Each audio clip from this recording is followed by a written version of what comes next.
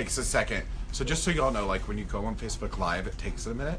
And then it says like building an audience. Sometimes it doesn't all the time. Facebook's always changing things. But what I do like now is that you get the green dots that tell you how strong your signal is. So it actually is still broadcasting in HD on Facebook. Very nice. Which Every is day nice. a new update. There we Thank go. you, Facebook. Here we go. People are popping in now. There we go. We are here at Yummy Mummy in New York. And my personal... I didn't even introduce the video. I'm running on an hour sleep, so it's time for me and Sherry. It's our usual monthly breastfeeding Q&A with Even Flow. But we have actually not been in person to do this in months. Really? All year. It's crazy, We've not done this all year. I think it was like the last time when I was in Denver. That was in November.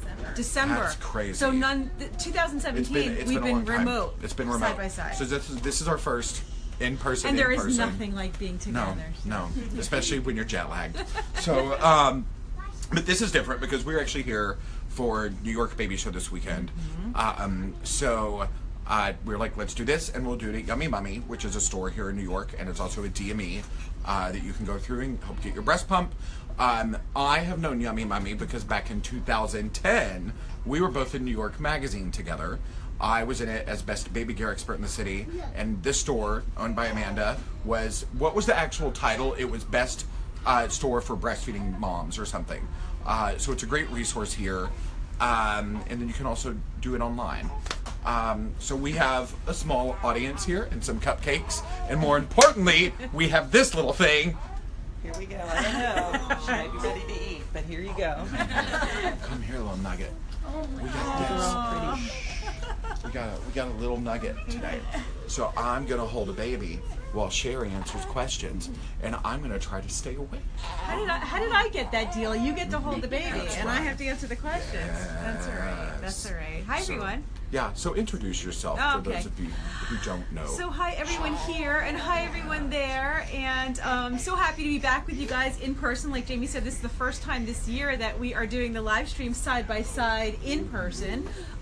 For those of you guys who have not met me before, my name is Sherry Creso, and I work with Even Flow Feeding, and I am a registered nurse, board certified lactation consultant, and a certified nurse midwife. Been taking care of moms and babies for over 25 years in just about every capacity, and just love doing these live shows with you guys, answering your questions and supporting you. And I love the fact that we're here at the Yummy Mummy store in New York. Amanda, who owns the store here, we have known each other for a very long time, but we really never met in person until today. And a couple months ago we did a live stream together, and it was super fun. We had similar stores for years, and so I'm feeling very nostalgic today, Amanda, being here in the store, and you're a beautiful store, just having flashbacks to all the different amazing products and moms. So enjoying this very much, and happy to be here. Thanks for hosting us. And I get to hold a baby.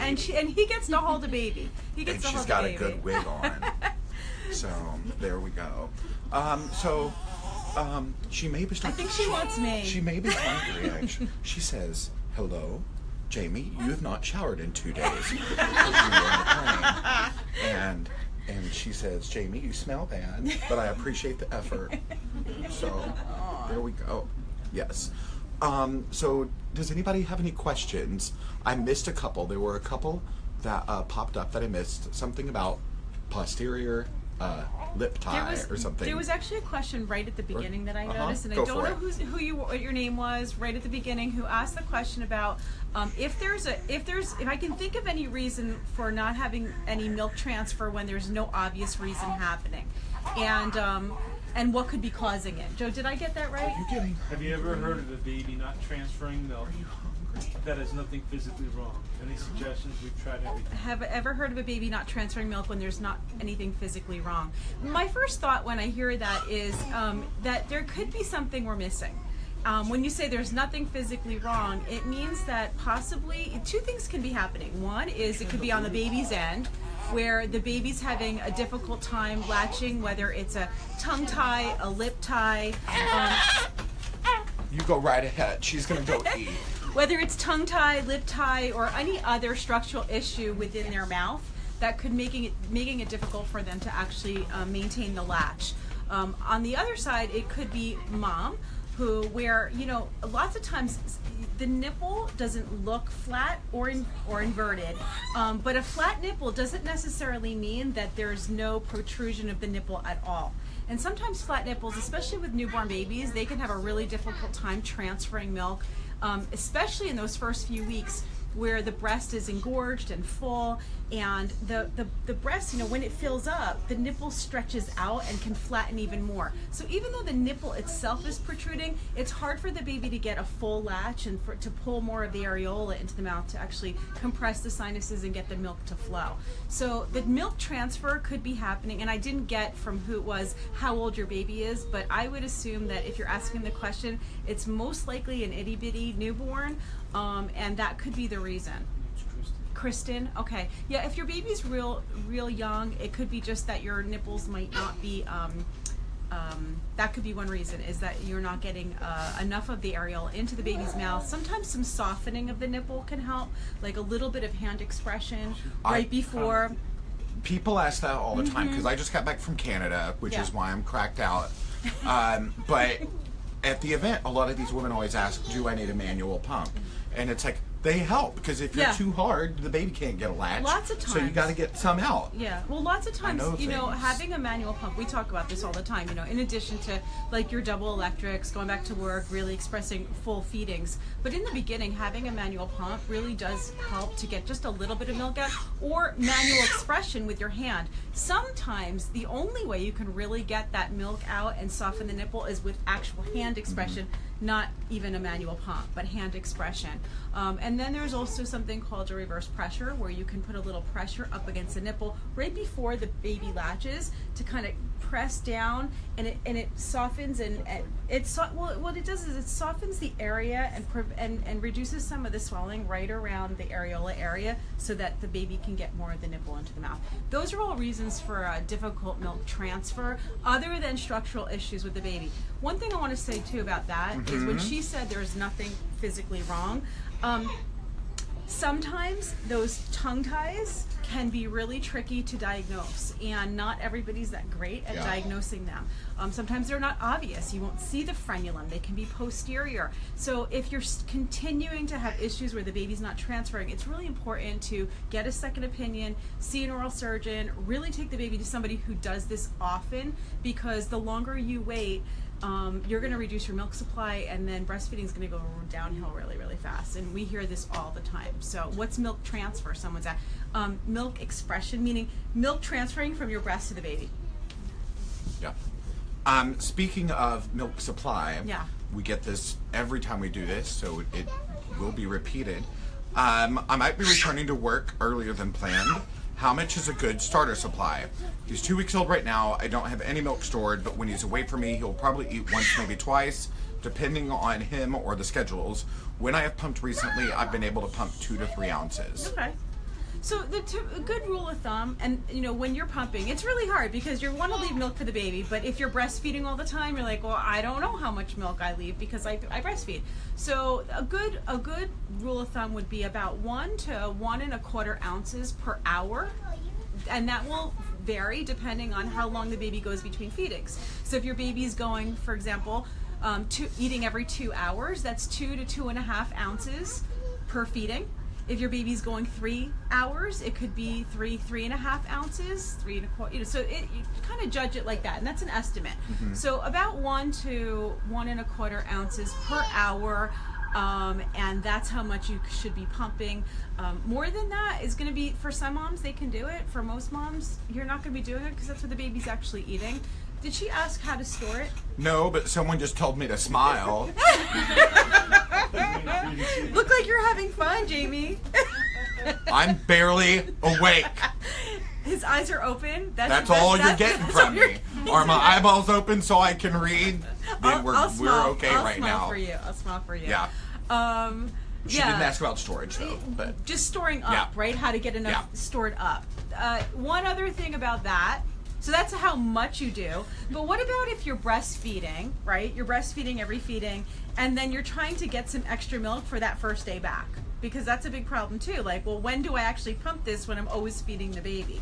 And the answer to that would be, you don't have to pump it all in one day. Give yourself time. This is where like planning ahead really matters. If you know you're going back to work in 6 weeks, 4 weeks, give yourself a couple weeks where you start to calculate in your mind, how much am I going to need for my first day back? If that calculation, which I just gave you, I'm going to be gone from my baby for 8 hours that first day, that means I'm going to need anywhere from 8 to maybe 12 ounces of milk for the first day, plus a little bit of milk for storage. If you can pump even just 1 ounce a day and do that over a 3-week or a 2-week period, you'll have all the milk you need for the first day back. And then on your first day back, you're gonna pump for the second day. So you don't need a ton of milk, you just need to give yourself time. I hate when moms call me and they're like, I'm going back to work on Monday. How do I get enough milk? And I'm like, oh, that's really hard. So key is start early, plan ahead. Here's a question from Kathleen Brown. Don't know why I felt the need to announce her name. All right, Kathleen. Shari, I was wondering if you knew of any tips on how to combat swollen, sore nipples. As you are aware, this can be a problem when cluster feeding within the, oh crap, where'd it go? Within the first few days of baby's arrival. It makes the experience of breastfeeding really uncomfortable. Your help and advice is appreciated. Thanks, Kathleen. Swollen, sore nipples. Yeah. It's hard when you first start those first few days. This is my answer to that. Prolonged feedings in the first few days, I feel like, can actually do a little bit too much to your body.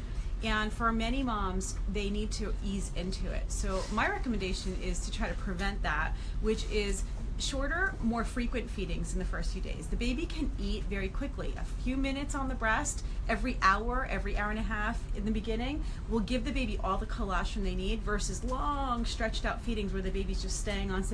Remember, your milk doesn't come in for several days, so they're not getting a lot more volume, but letting them eat in short intervals, short intervals for shorter periods of time is really the answer to doing that, of course, along with getting a good latch. And so if you can get someone to help you to make sure and check your latch, that's ideal.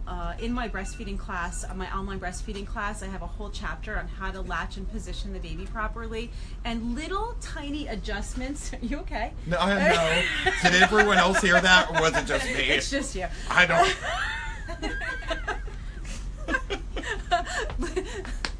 You're gonna do this to me, I know it.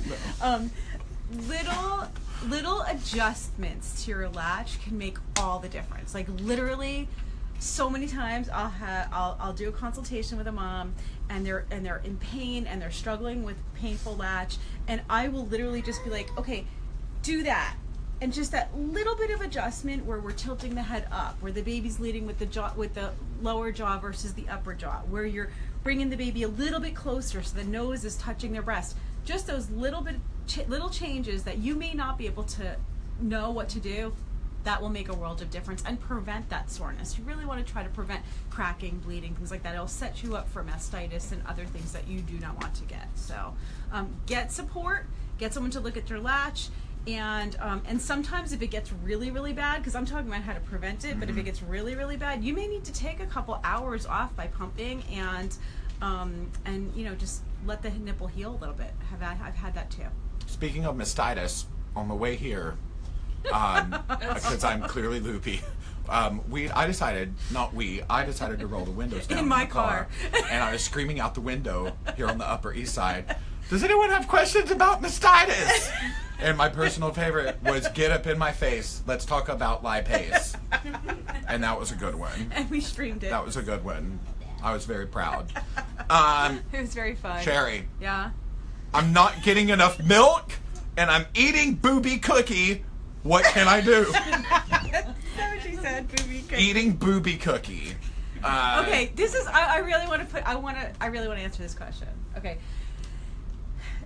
The cookies can help to maintain healthy lactation, but they are not enough to establish milk supply. And if you have a low milk supply, eating lactation cookies is not going to do anything. It is not the answer to increasing milk supply. If you're having, and I see this very, very often, and people think this is the answer to their problem. First question would be, do you even have a problem? Most milk supply issues are perceived issues versus actual issues. Not saying there aren't people with low milk supply. Most often it is caused by difficult latch, infrequent feedings, things that will cause your supply to decrease. There are very few moms who do have actual issues with supply right from the beginning, and for various reasons, but that's a small percentage. And then for the majority of the moms who I talk to who have low milk supply issues, I talk to them and they're like, I'm only pumping 2 ounces after a feeding, and I'm like, that's great. So the perception of how much the baby should be eating, or the perception of, you should be able to pump after you just drain the breast from feeding, these are all misperceptions, and so you don't really have a milk supply issue. But booby cookie is not going to help anyway. So if it really is an issue, I would say you need to see an IBCLC right away, get some help with that, do some weighed feedings with them. Make sure that it's a real issue, and then if it is a real issue, handle it quickly, because you need to reverse it, and you can. You can. A lady just asked, we have a very important question on here, but just so I don't forget. Yeah. There was a lady that said she weaned her two-year-old. Yeah. She has a freezer full of frozen breast milk. What can she do with it if she wants to donate it? How would she go about finding a place to donate? Don't be afraid to mix up that breast milk in your toddler's food. Yeah, I was going to say that too. Well, I stole your answer. Yeah. Because that's the only, find a milk bank. Yeah, and feed the baby. Yeah. Feed your child too. You can put that in a sippy cup. It's great for teething. Yep. You put it in the make it into ice cubes. Breast milk ice pops. And when they're teething, they gnaw on it. Mm-hmm. Yeah. You're welcome. I'm not sure what the rules are on how old the milk can be. Yeah. And what the guidelines are as far as if you have the extra milk. I'm pretty sure they do take it. So what you want to do is go online and find the milk bank and call them directly. I think they have specific guidelines on, and there's probably Deneen or someone out there watching right now, I'm sure, can give us some answers on that. Yeah. We have a lot of mamas who watch our show that are pumping and donating. Yeah. So. And I don't know where you are, but if even call like Mother's Milk Bank in Texas and Austin and see what they would advise you to do based on where you live. And I've actually toured. Have you ever toured down there? No. It's incredible. Yeah, what they do. Oh my Lord. Yeah. Yeah.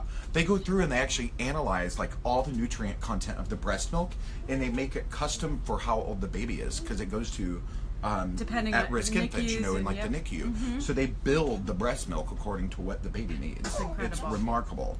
It's awesome. Such a great thing. And if you're going to Yeah. donate milk, it's such a wonderful gift that you're giving to babies who super need that, really, really need that.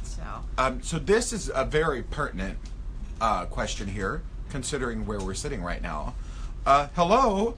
I watched a video where you explained who to call and how to get a free breast pump through insurance. I cannot find that video anymore. Can you help me with that? Yeah, Joe's about to post How do it. we, let's explain that, Sherry. Yeah, let's talk about it. This is a perfect place. And probably they're talking about the amazing interview I did with Amanda, where we talked all about how to get your breast pump through insurance. And for many, many people, they're eligible for, and I learned this too, not just breast pumps, but also breastfeeding supplies as well. So you want to make sure that you're checking to see if you're eligible for that and what your insurance is going to cover. The best way to do that is to call Yummy Mummy first. Okay, so you want to call. It's called a DME. All right, it's a durable medical equipment provider that specializes in pumps for reimbursement and insurance. And we say that because many times you'll call your insurance company first, and they may send you to one that doesn't have all the choices that you want. If you call Yummy Mummy directly, someone who is really knowledgeable in breast pumps, who they only do this, will be able to answer your questions, get you on the right track, look up your insurance, and find out what it is that you need and what you're eligible for. And there is a video which has the whole interview with Amanda and I that Joe's going to post for everybody. But you can do that early too. Let's talk for a minute about this, because everybody thinks, oh, can I do it? Do I have to wait till the baby's born? Do I have to wait till the very end of my pregnancy? And the answer is no. You can literally call, like, early on in the pregnancy, and they encourage that because they can get all your information, get you all set up. There's so much to take care of at the end that this is something that you can kind of get out of the way in the beginning. And then for different insurances, it's different, where sometimes they'll send it at the very end of pregnancy. Sometimes they'll send it after the baby's born. And even if you've had your baby and you didn't know any of this, like, oh, I didn't even know my insurance covered breast pumps, for a lot of them, up to 1 year after the baby's born, they'll still cover one. Yeah. So we've had a couple moms who, like, I didn't even know, and then they called and got a breast pump after the baby was born, up to a year. Do y'all have any questions? I do. Oh, yeah. Yeah. Fore milk and hind milk imbalance. Yeah. Awesome. Like, how can I make sure she's not getting too much fore milk? Because I think that's happening with us. Yeah. What makes you think that? She's asking, like, I'm just telling everybody here, she asked the question about fore milk and hind milk imbalance. And what makes you think that? Is it gassiness? Gas, pain. Mhm. She takes a while to settle after feeding. Yeah. And I know I have a very strong letdown. Yeah. Like, so she's trying to nurse, but she's pulling away from the breast and squirming and. Yeah. Are you very, very full? Yes. You're very, very full. Are you nursing on one side per feeding? One side. She Okay. doesn't get to the second. Okay. So my thought is that it's not fore milk, hind milk. Okay. It's burping. No, she burps a lot. Like right at the beginning of the feeding? Okay. Because for many babies, if she's pulling, the pulling is not a fore milk thing. Okay. The pulling is a burping thing. Okay. And so what happens is the baby will give you signs when they need to burp. You got that video, Joe? We got a good burping video. It's got 1.3 million views on it right now, that burping video. It's amazing. And And when you put them on your lap. the one where you Yeah. do this. Yeah. Okay? What's happening is a fore milk, hind milk, that's not going to cause what you're describing. Okay. Okay, and you're doing everything already for the fore milk, hind milk. If you do have fore milk, hind milk issue, sticking to one breast per feeding is eliminating that issue. Okay. Okay, so what you're describing is swallowing air. Okay. Couple things is the burping, but first let's talk about the latch, because sometimes not holding the baby close enough during the feeding has them swallowing more air. Sometimes a forceful letdown, like you described, is causing the baby to swallow a lot of air, okay? And if that's the case, literally as soon as the milk lets down, you watch the baby for signs. The baby's going to give you usually 2 signs that they need to burp, or 1 sign. The sign would be like the baby's latching, the baby starts to drink, the milk starts to flow, you hear the swallowing, and all of a sudden the baby's arching their back. That means the baby just swallowed a huge air bubble. That's what it's like, taking a soda or a beer and like drinking it really fast. Yeah. You're like, you know, that feeling where you just gulp, like, you know that feeling. I know the feeling. Where you just gulp this huge air bubble, and that's what she's doing. That arch is from the air. So you literally, even if it's only a minute into the feeding, you're not looking at the clock. You're looking at the baby. The baby's telling you, burp me. You take the baby off.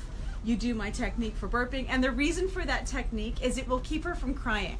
If she's crying, she can't burp. Right. If you take her off 1 minute into the feeding, she's hungry and she's pissed, okay? She's crying. So you need to get her to stop crying, get calm enough just to get the burp out and then right back to the breast. For someone with a large supply, a heavy letdown like you're talking about, you may need to burp the baby 6-7 times during the feeding. Okay, so it's not just at the beginning and maybe once in the middle and the end. It may be every few minutes, and you're just going to watch the baby. Sometimes it's not as exaggerated as the head pulling back. Sometimes it's just the baby's eating, the baby's body's nice and calm, they're very relaxed, you know, when they're eating, and then all of a sudden you see their body stretch out, or they start to wiggle their hands. It's like this movement of the body. That's a sign to burp too. And it's important to get those burps out, because if that little air bubble continues to go and you don't get it out, more milk goes on top of it. Now that little bubble that you could have quickly got out with a good burping method, okay, has to travel all the way through the intestine. They're going to be in pain. They're going to cry. The fussiness that you're describing, the irritability, that's all from not getting the air out. I doubt it's a hind milk, a fore milk, hind milk. Yeah, awesome. Did you watch that video? I did. Okay, good. Yeah. Follow it and do it frequently. Okay. Yeah. This is an interesting question, actually. A lady just said that her son or daughter, I missed, is having their lip and tongue tie revision on the 2nd of June. Yeah. And until then, is there any tips that you know of? Are there any tips that you know of that can help the baby nurse more comfortably and effectively? It's so hard. Depending on If you got a large supply, I've seen moms even with babies that have lip and tongue ties, able to transfer milk without a lot of pain, right? So, and that was going to be I'm so glad she just said that. She pointed. To a lactation consultant because of it. Okay, because of pain. Okay, pain, and you had it revised. I did, but Okay. we went for a feeding and weighted feeding. Yeah. And she got 2.6 ounces in 15 minutes. Yeah. Even with a lip and a tongue and a high palate. It has to do with your supply. So it's very tricky because sometimes it can be very underdiagnosed because that's what the nutrition said. She was yeah, like, oh, she's gaining weight. as long as she's gaining weight, there's no problem, which is not the case. And then over time, what winds up happening is it doesn't get revised, it doesn't get resolved. Mom starts to feel pain, and as your supply starts to drop, which it inevitably will, now you've got more of an issue. So low weight gain or slow weight gain is not the only sign. Sometimes weight gain can be fine, or milk transfer can be fine. If the baby's got a really bad lip tie or tongue tie where they're unable to latch without pain, there's not much else you can do to help that other than the revision. So I would say maybe feeding right at when the breast is really full, and then pumping the rest of the feeding, that might help, just because the milk will be flowing. Remember that milk flows because of a hormone response. So the milk starts to flow from the oxytocin flowing. Hi. How long can you keep breast milk in the fridge and out of the fridge once expressed? And how long can you keep a bottle at room temperature once the baby has drank from it? Many thanks. This is a really interesting question because there's not too much research on this. So the answer I'm going to give you is one that's just traditionally accepted by the lactation community without a lot of studies being done when it comes to how long the milk can stay out, and also can you use it again for the next feeding. That one actually has not been studied very much. But there's a lot of opinion about it. When the milk is freshly expressed, it all depends on how hot it is in the room that you're in. So if you've got a nice cool temperature in the room, you can leave the milk out for like up to 8 hours. But if the room is warm, mostly around 4 hours. You'll see differing times for that, but if you've got a cool, under 68 degree room, milk's not going to go bad very quickly. The next part of that question, which was, once you feed the baby and there's still milk left in the bottle, you don't want to go dump that milk. Can I refeed the baby at the next feeding? Where, with formula, you can't do that. Once the bottle touches the baby's mouth, that milk has to be discarded because bacteria can grow inside the formula very easily, and you can't take a chance. When it comes to breast milk is really stable and it's alive. And even though it's been refrigerated, it's probably still good. And when I say probably still good, what I would recommend, and what most do recommend, is that you can put it back into the refrigerator and use it again for the next feeding. I wouldn't save it for like hours and hours and hours, but at the next feeding you can use it again. And I wouldn't leave it out. I would put it back into the refrigerator.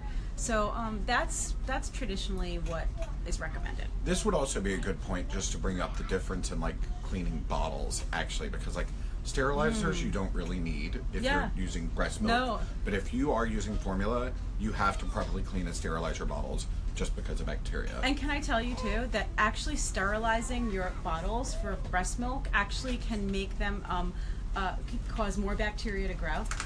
Really? Yeah, because you're actually breaking down the plastic, which causes little crevices in the plastic, and then that can trap bacteria. So where moms think that sterilizing these bottles over and over again is going to make the milk safer, you can actually create a situation where you're growing bacteria because the plastic's breaking down. Someone's asking if this is a Georgia O'Keeffe piece behind us. No, it's a black and white photo from Classic Kids Photography here in Manhattan. It's not a giant flower lady business, so... Can we talk about the pump? Yeah, talk about the pump. All right. I'm going to look up some questions. Because we were talking before about how to get your pump through insurance, but I want to talk a little bit about the pump.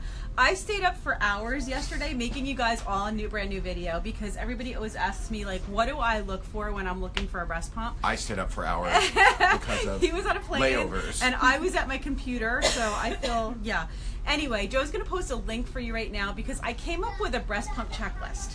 All right, everybody wants to know, like, what should I look for in a pump? We talk about it all the time, but I wanted to make it really simple for you guys so that you can have that little checklist, and when you're looking for your pump, you can look for the features that I most recommend in a pump.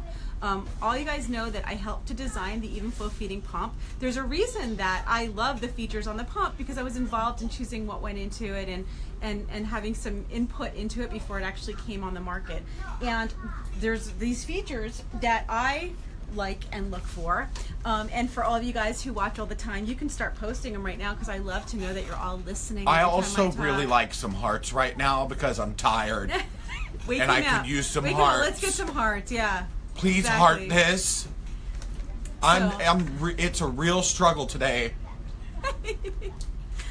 So, you know, we're all here and we get to do this monthly Q&A because of the fantastic people at Even Flow Feeding, who I love so much, amazing partners, who actually put on this entire event too and made this all possible for all you guys, for us. You get coffee mugs. Yeah, you get coffee mugs and cupcakes. I love you an guys Even get Flow virtual coffee mug. cupcakes. I love a coffee mug. And this is the Even Flow Feeding Advanced Double Electric, which I absolutely love. So many of you guys have this pump. You guys have gotten it since our conversation started, since you started seeing the recommendations. And I always talk about the 3 features that I look for in a breast pump. And when I was writing out my checklist, I'm like, okay, here's my 3 features. This is what I always talk about. These are the functionality features of a pump. I'm not going into like the color of the bag, and I'm not going into like all those other things. What I'm talking about is how well is this pump going to work if I don't have these features.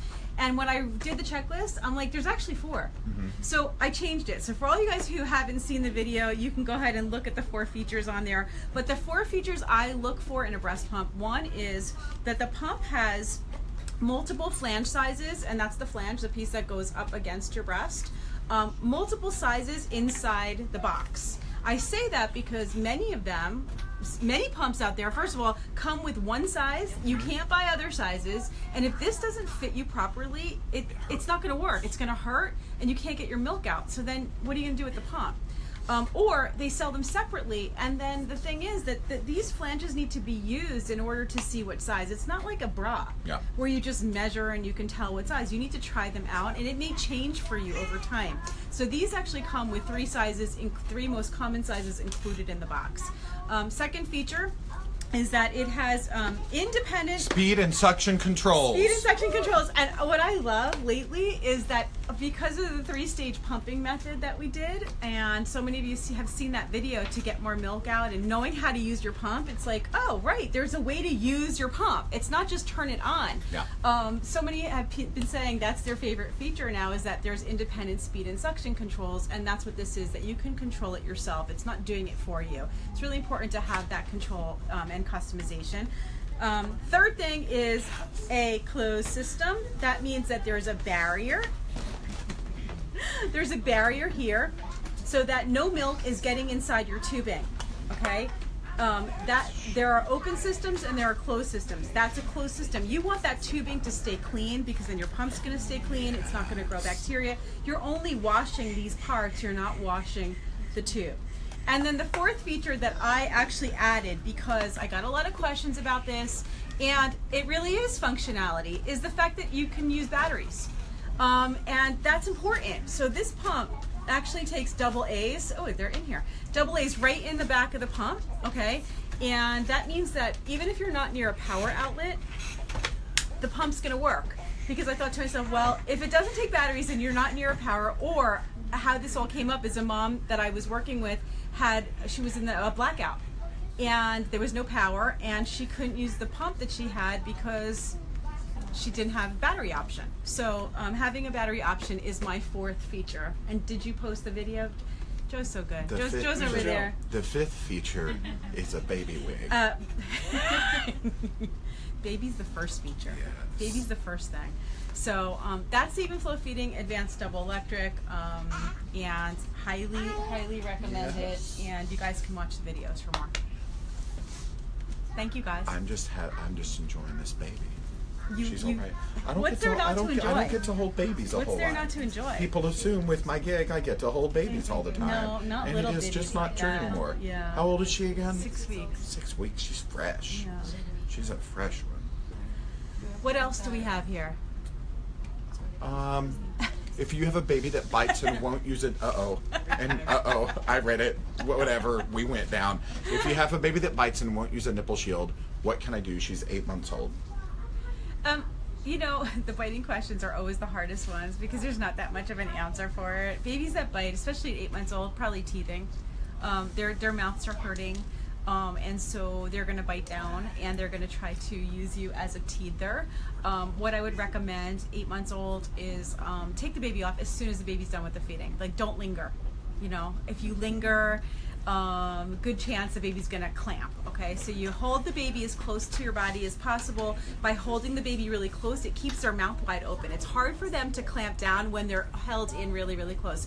The way to hold a baby close to the breast is to make sure their head is tilted in this direction coming to the breast. That way they can breathe and they're leading with their tongue versus this. And I explain this in my breastfeeding, my online class, where if you bring the baby to the breast with the head down like this, what happens is they're leading with their hard palate, and it hurts.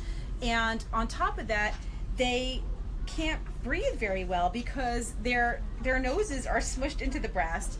And then even if milk does transfer or they're able to get milk in their mouth, everybody go like this at home and here and try to swallow. It's really hard to do. So you've got all these issues with the transfer of milk. It's not going easy. It's not simple for the baby, and it's going to cause you pain. So one of the simplest ways to improve the latch and to also to prevent biting and clamping down is tilt the head, make sure the baby's head is tilted up, and then bring the baby as close as possible to your body. If you're feeling like you have to press in on your breast for your baby to breathe, then your latch is not right. Okay, so that's a good place to go. You shouldn't have to press down. If you feel like the baby's so smushed in that they can't breathe, then tilt their head a little bit more and then pull them in. And they're actually born with their noses flat. If you look at a newborn, their noses are kind of flat, and that's so they can go up against the breast and they can still breathe. Air can transfer this way. So they're actually built to do this. Built to do this. Now Jamie is smiling, they're saying. Yes, he is smiling now. I have a question. Yeah. So if like they're biting, would it make a difference if you just pump and just give them out of the bottle? If they're biting, like breastfeeding. Yes. Like, is there should you breastfeed instead of pumping? You know, the pump. If you can't breastfeed, if you can't or you choose not to breastfeed, then of course the next step would be to pump and bottle feed. But it's harder. It's harder. There's more work involved with exclusive pumping and bottle feeding. If you're going back to work, obviously you're going to do that while you're gone, and then hopefully feed the baby at the breast when you're home, because there's a lot of reasons. One is it's more difficult. The baby gets the milk out much easier and faster than the pump can, more effectively, so that you're going to have an easier time maintaining your supply. And the second thing, or one of the other things, is just the idea of feeding at the breast. There's a lot of bonding that you can also do from bottle feeding and also from holding the baby. But then there's also a way that a baby sucks at the breast that increases and helps their jaw and mouth development. And I did a whole show on this recently on my page with an orthodontist who specializes in this and talked about how the baby's mouth and jaw develop with the breast in the mouth versus any kind of artificial nipple. And so there's a way that the palate develops, the way that the teeth develop. So there's a mechanical part to breastfeeding more than the milk itself as well. That's not to say that you can't pump, and obviously so many moms go back to work, they're pumping and feeding, and then there's a lot of moms who just choose or cannot breastfeed for one reason or another, and then they decide to exclusively pump. But it's a choice that I think can be difficult because it is harder. I always have so much love and kudos to moms who exclusively pump, because it's the hardest of both things, where you're pumping and feeding. Mm-hmm. But they do it for a reason, and it's worth it. Does that answer your question? Yeah.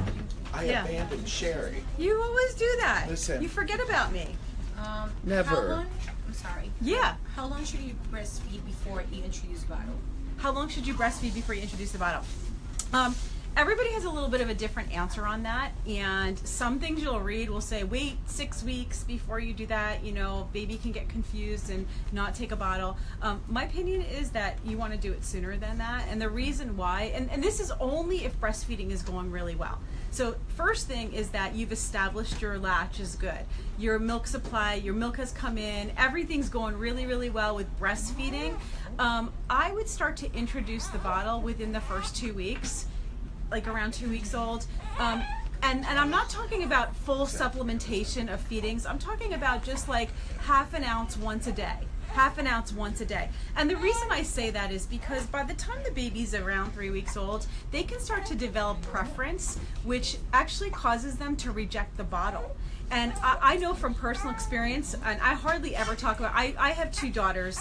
They're 15 and 13. I breastfed them both exclusively. I rarely talk about my own experience because I did so many things wrong. I was a nurse midwife. I was delivering babies, and I didn't know very much about breastfeeding. Can you imagine? It was only after that that I became a lactation consultant, and it was in my own experience of making a lot of bad decisions, or not bad decisions, but just a lot of misinformation that we had even gotten. That I thought, wow, if I don't know all this, then nobody knows this, right? So a lot of what I tell you comes from thousands of moms that I've worked with over the last decade or more in lactation, and seeing that if they wait a really long time to introduce the bottle, many of those babies will never take a bottle. And the truth is, we live in a society in the United States where many moms go back to work. And so this idea, it's idealistic and it's unrealistic to say, oh, babies should just breastfeed, and if they never take a bottle, so be it. That's not going to work for most moms. It's just not. For me, from my personal experience, like I said, I hardly share this, but it did happen. I waited 3 weeks to introduce my second baby to a bottle. My first baby, I was a midwife running in and out to the hospital doing deliveries, and so I gave her that bottle early on. She always did both. She breastfed beautifully and took a bottle. With my second, I had a store like this, and the baby was with me, and I got, like, oh, I'll just wait. I waited 3 weeks, and she never ever took a bottle the entire year. And for me, it worked because I had a breastfeeding store, so I could walk around nursing her while I was working, and she was with me. For many of my clients who are going to work, they're attorneys, they're doctors, they're doing all kinds of other things, it's not going to work. So I think earlier. And I have a whole chapter of that in my Simply Breastfeeding program about introducing your baby to a bottle, when to do it, how to do it. Like, it's a real structured way of doing it so you don't ever interfere with your latch and with establishing breastfeeding. Long answer to a short question. Sorry. And my second question is, when you have breast implants, how would you know if you're going to be able to breastfeed? Breast implants do not affect breastfeeding in almost every case I've seen. Okay, so not to worry at all. It's almost never an issue. The problem that we do see occasionally is breast reductions. Okay, and even with that, I've had so many moms who have breast reductions and they're totally fine. It all has to do with the nipple and the incisions and where they were. But for most moms, they can even nurse with a reduction. Implants is usually not even an issue at all. Hey Sherry. Yeah. You want to try that burping method? Yeah. It's not just a burping method, Yeah. it's a calming Yeah. method too. Sherry's good with the babies. I'm good with babies. She's a cute one too. Oh my gosh, she's such a cute one. All right, look at this face first of all. Jamie, we need to adjust. No. She looked right at the camera. She's like, I'm going "Ooh." to spin this down. She just stopped crying when she got away from you. She doesn't like me. She says, Jamie, I've had it. Okay, so let's talk about the burping method for a second, okay? What I do when I burp a baby, I never pat them. Okay, I never pat a baby, and the reason I don't pat is because it doesn't work. It doesn't get the air out, and babies are what they need is to feel like they're calm, to be upright, and to be awake, okay, and not crying. And when you do all that, she's calm and happy. She's just got the hiccups. She got the hiccups. So the way to burp a baby is, and especially with a little one like this, what you're going to do is put your hand underneath their jaw, okay, like this, not around their neck. I don't know if you can see that my hand's just under her jaw, and a pinky, I always put a pinky under the arm, because what that does is it stabilizes her head and her neck so that I can hold her from the bottom here and move her up and down. And you can see that she immediately calms down. So this is really important before, what's your name? Genevieve. Genevieve. No, what's your name? Oh, my name, Polly. Polly. So we were talking to you, Polly, before about, when you take her off and she's going to cry because it's going to be like 1 minute into the feeding and you're going to need to burp her. it's important to get her to stop crying. And can you see how calm she's getting? I can feel her whole body relax. So if I stop and she starts to cry, you'll see that she will stop crying. See how calm she looks like you right now. That's current mood. That is current mood. She's like a napper, Jamie. Yeah. Okay. So this motion of moving up and down, and you see I have a good grip on her bottom, and I'm slightly leaning her forward. There's this two. Okay, so watch. So she's gonna cry. Okay. And then we're gonna move her. And you can see I'm kind of doing it in a motion that's not too fast. We're not shaking the baby, okay, in any way. But we're doing it so she can actually feel it. If you just do this, she's like this, she's not going to feel it. She really needs that movement. You're going to get nice, strong biceps doing this too. I mean, I remember actually when I would go visit you at the store, because a lot of people, I'll come back down here, a lot of people, you used to teach them, like, if they're going to have the baby in a car seat, you can't do like a gentle rock with it. No, you it's gotta fast. swing that car seat like a boss, and then the baby fast. calms down. Hearts for Genevieve, absolutely. Look at that little nugget. This is the first nugget we've ever had on one of these, actually. We're going to need to do this now. Normal, it's plastic. We're going to need volunteers to come and, yeah, it's not the same as Angry Baby. See how calm she is? Look at that. If that's too heavy for you, another way that you can do this, because as she gets bigger, it's going to be hard to do. One of the things I was doing, like I said, was I was not only leaning her forward. I was leaning her forward so she doesn't arch herself back and I lose a grip on her. But I'm also leaning her forward so the palm of my hand here puts a little bit of pressure on her diaphragm. So watch.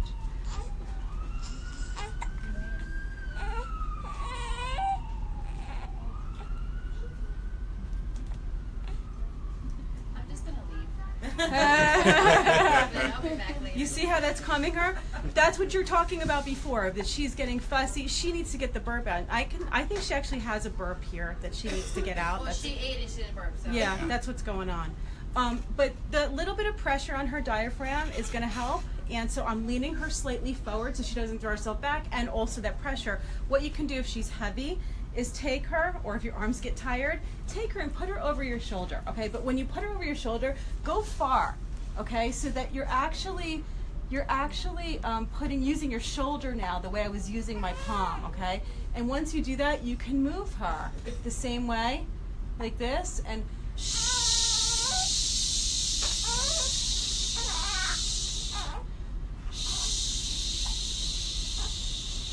she's got a burp in there.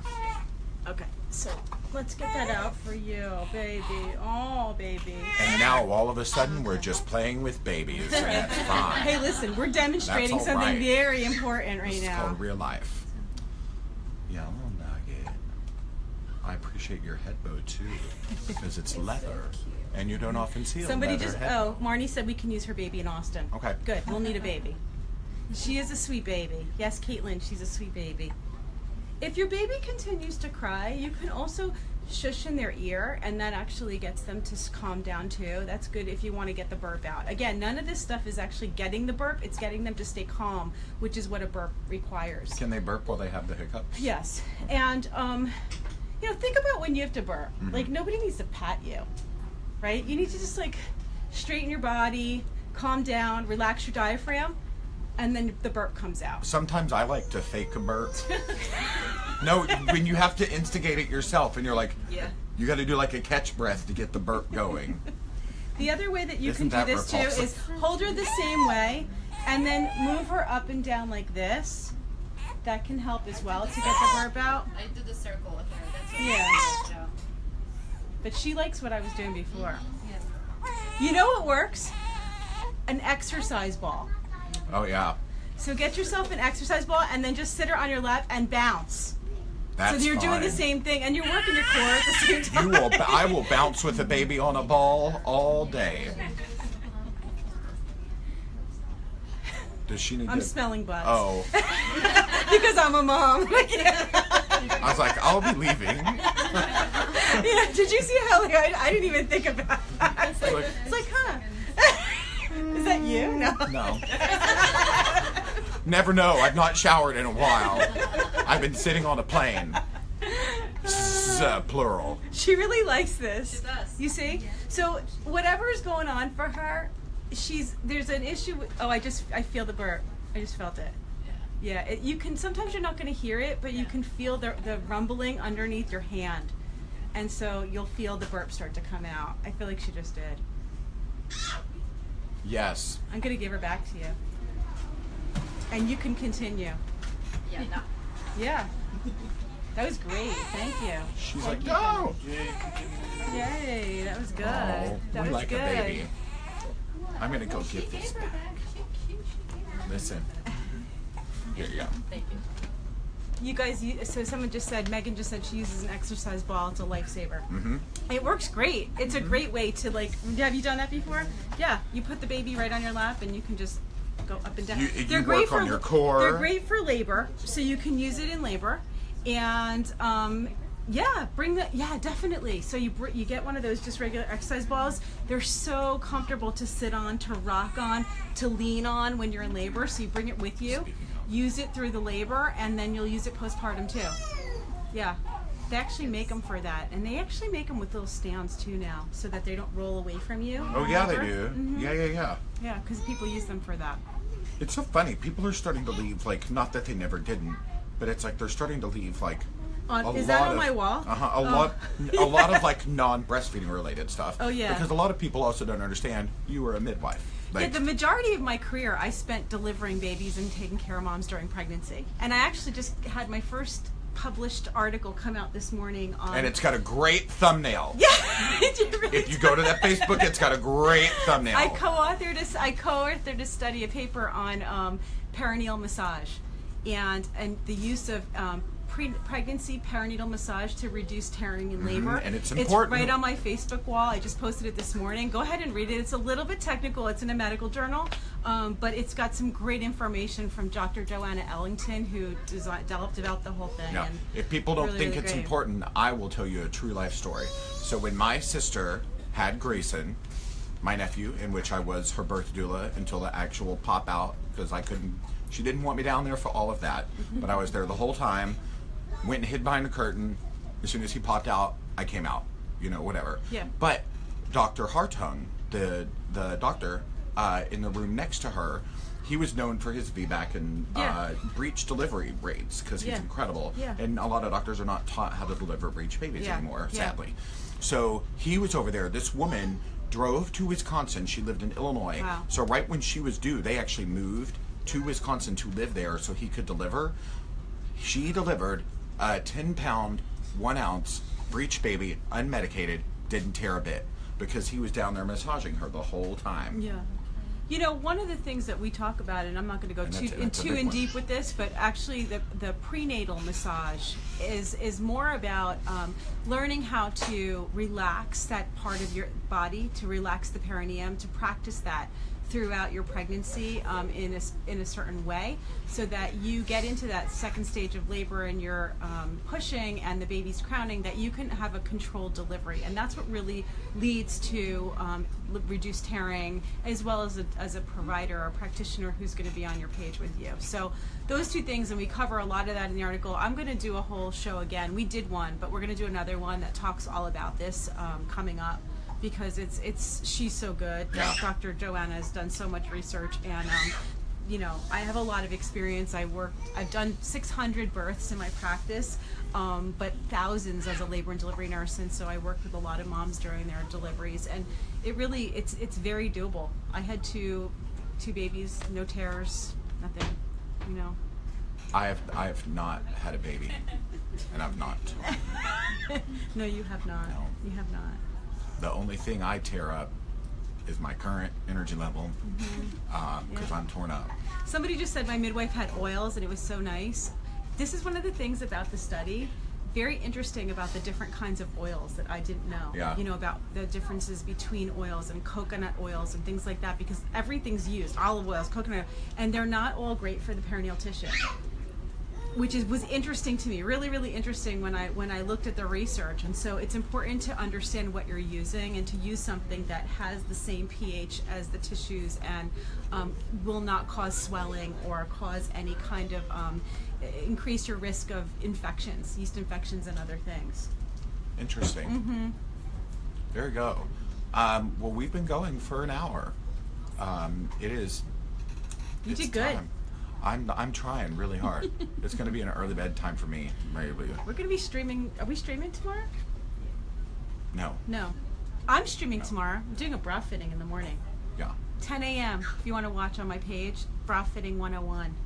That'll be a good one. All about all the things you need to know I will about not how to be buy your involved. nursing bras, how to fit them properly. That'll be on my page. And did you tag me in this?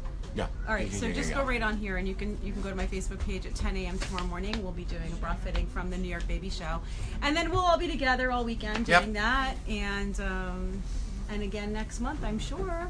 Yeah. Well, we'll be in Austin. We'll be in Austin yeah, together. we're in Austin next month for Mommy Con. And we'll be doing it together.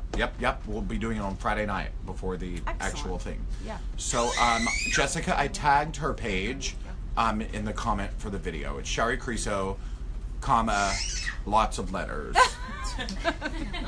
It's IBCLC RNCNM. You'll see. It's easier to click on Yeah. it. It's easier to click on it. Joe will put it So- up. Joe's commenting as me. So when you see me commenting here, It's actually Joe. It's actually Joe, my husband. Joe. Who's Joe? Joe's the husband. So thank y'all for hanging out. And we'll see y'all later. Bye, everyone. Yeah. Yay. Hope you learned some things. That's good. Bye. Have a good weekend.